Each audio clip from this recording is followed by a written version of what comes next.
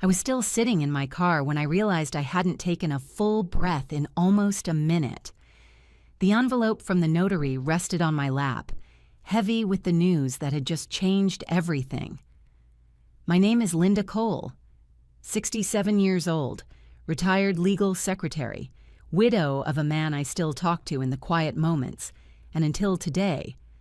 I thought the best years of my life were behind me, but this afternoon, at a small oak desk in a room that smelled like copier toner and lemon polish, a lawyer handed me the final documents confirming that my brother Raymond had left his entire estate to me, his farm, his savings, his investments, nearly $1 million, signed into my hands with one smooth stroke of a pen. I drove home whispering plans under my breath, letting hope warm places inside me I thought had gone cold. My son Eric and his wife Cara had been fighting to stay afloat for years. Medical bills, debt, the weight of wanting a family they couldn't quite afford. I imagined the look on Eric's face when I told him I could finally help, that his old mother wasn't just taking up space in his spare bedroom anymore. I even pictured hugging him longer than he likes, just to feel that small flicker of the boy he used to be. The sun was dipping behind the houses as I pulled into the driveway. Their kitchen window was cracked open, letting out the sound of dishes and low voices. I climbed out of the car, smoothing the wrinkles in my coat, and held the envelope tight against my chest. For the first time in years, I felt steady, useful, needed. Then I stepped toward the door and froze. Eric's voice drifted through the open window, flat, tired, stripped of the tenderness I had been replaying in my mind. "If we don't get her into a nursing home soon," he said, "we're never getting out of this mess." Something inside me shifted, sharp and cold. My fingers went numb around the envelope. The house I had spent months helping them clean, the meals I had cooked, the laundry I had folded, all of it stood behind that window like a stage set for a life I clearly didn't understand. And before I even touched the doorknob, I knew everything was about to break. I didn't open the door right away. Instead, I stepped back into the shadow beneath the porch light and let the words settle in the air like dust. Nursing home. Mess. As if I were a bill they couldn't pay or a stain they couldn't scrub out. The envelope slipped from my fingers, landing on the welcome mat with a soft thud that felt too gentle for the way my chest tightened. Kara's voice joined his, lower, edged with frustration. "We can't keep doing this. Eric, she's sweet, sure, but she's slowing down. You heard the doctor. He said she's showing signs of confusion. If we wait too long, we'll lose the chance to make decisions while we still can." My breath snagged. Confusion?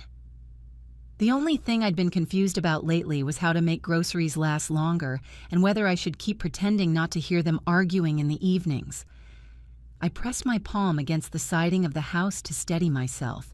Inside, a cabinet door shut. A plate clinked against the counter, and Eric sighed the way he used to when he didn't want to admit he'd done something wrong. "I know," he said quietly. "But the cost, even the cheapest place, Kara, even yours, it's still $2,000 a month. We can barely pay our loans now." "We could keep her Social Security checks," Kara whispered. "That would cover most of it." The way she said it, calm, practical, like discussing coupons, made my skin prickle. For a moment, I wondered if I'd misheard, if the exhaustion in their voices was just the weight of stress pressing down hard enough to twist their words. Maybe the wind carried things strangely. Maybe I'd stepped into a version of my life that didn't belong to me. But then Eric spoke again, and this time, there was no way to pretend. "She'll sign whatever we put in front of her. She always does." He paused. "And when she's settled somewhere else, we'll finally have a chance to breathe." I felt myself sway. The man speaking wasn't the boy who used to fall asleep on my chest after nightmares, whose tiny hands clutched at my sweater, like it was the only safe place he knew.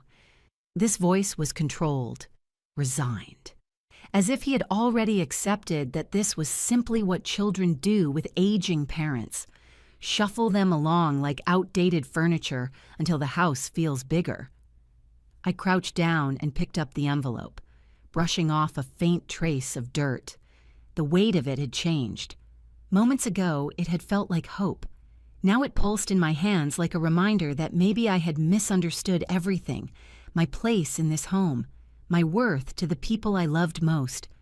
I backed away from the door, careful not to let the floorboards creak. The porch felt suddenly narrow, the air too thin. I walked toward the side yard, slipping into the dimness where the single porch bulb couldn't reach. From here, their voices blurred into indistinct murmurs, but the damage was already done. I didn't need to hear more to know there was no misunderstanding. I sank onto the small wooden bench Eric had built years ago during his brief woodworking phase. I used to sit there with him on warm evenings, watching him sand the edges and stain the wood, proud of how capable he looked with a tool in his hand. Now the bench felt foreign beneath me, a relic of a gentler version of my son that I suddenly couldn't place. My throat tightened. I stared at the faint glow spilling through the kitchen curtains and let myself feel the sting without fighting it. The hurt wasn't loud. It didn't crash through me. It seeped in slowly, filling all the empty cracks I had kept sealed for so long. Maybe that was worse.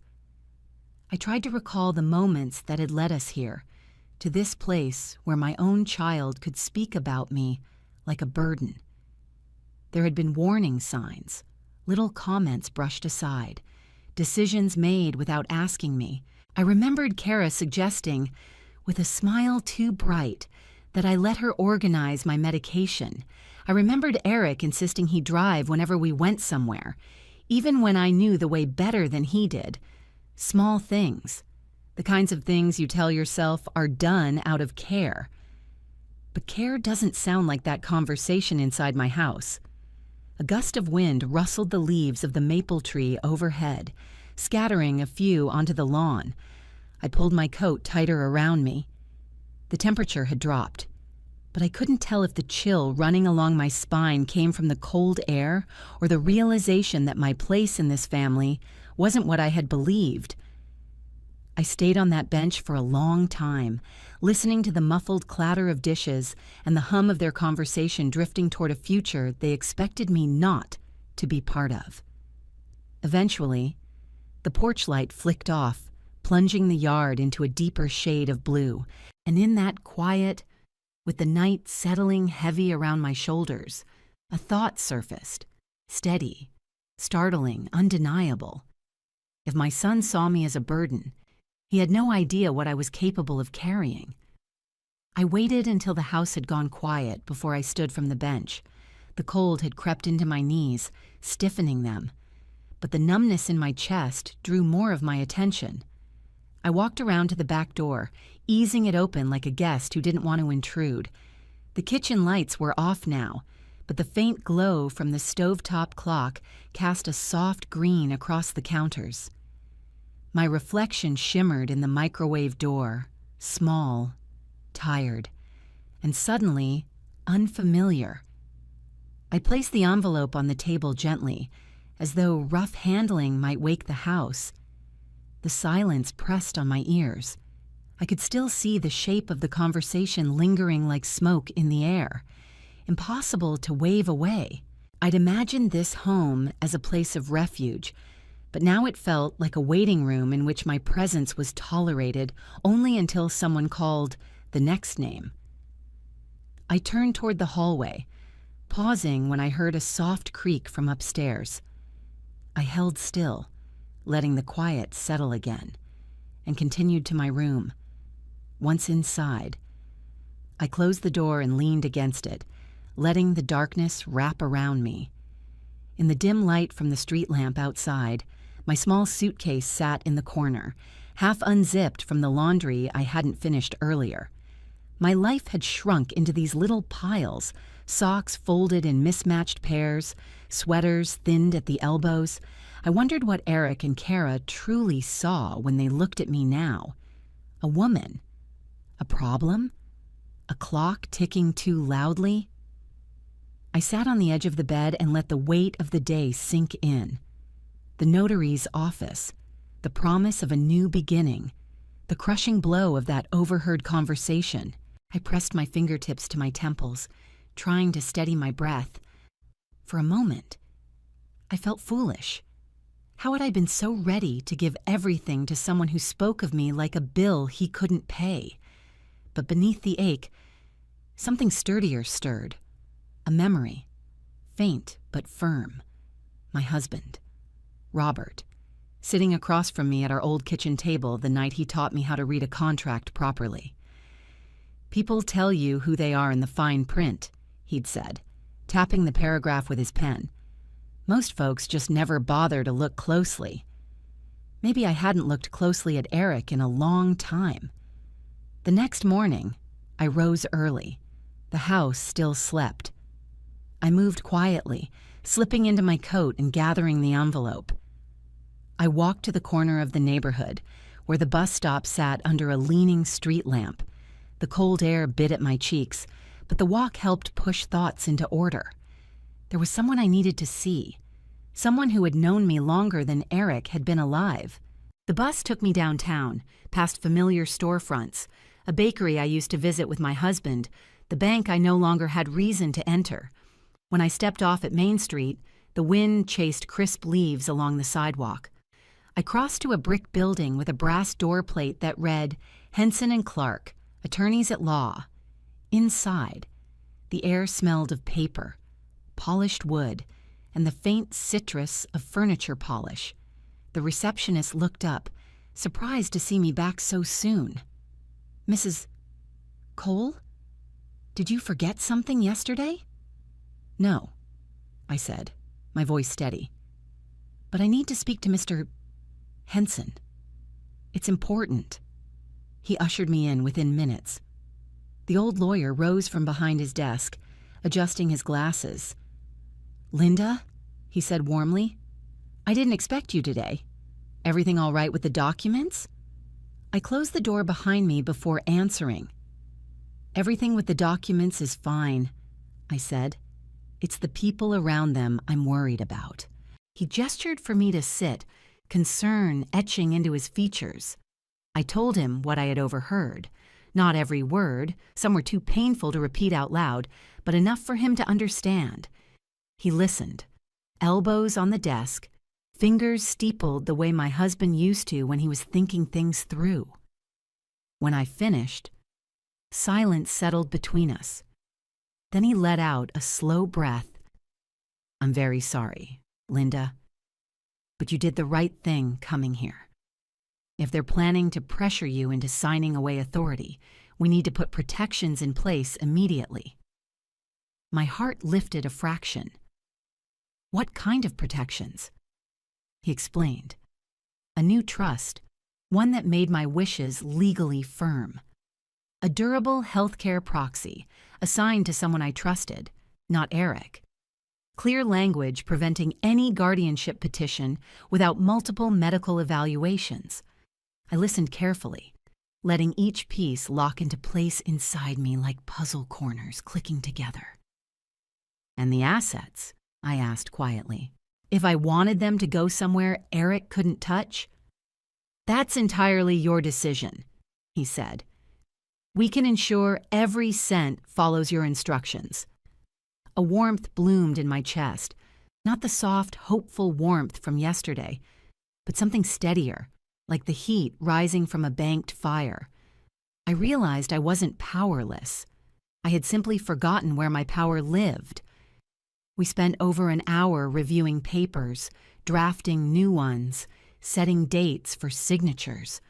When I left, the cold outside felt different. Not biting, clarifying. Back at the bus stop, I sat on the bench and watched cars pass, their engines humming through the morning air. I held the folder tight, not because I feared losing it, but because for the first time since hearing my son's voice through the window, I felt anchored.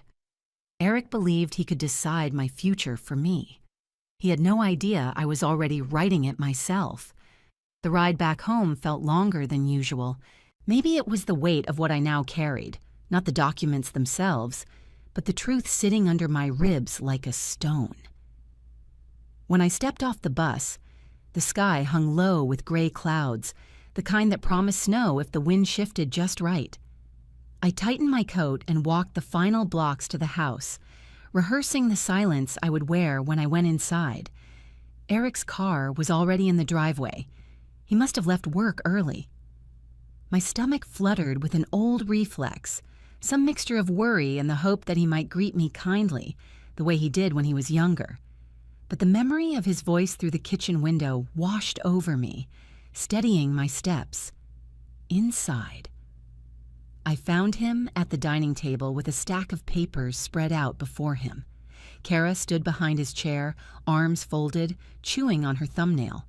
They looked up when I entered, their expressions too bright, too practiced. "Mom," Eric said, standing quickly. "We were going to call you. We, have something we'd like you to look at." I set my purse down slowly, keeping my face calm. "All right," I said.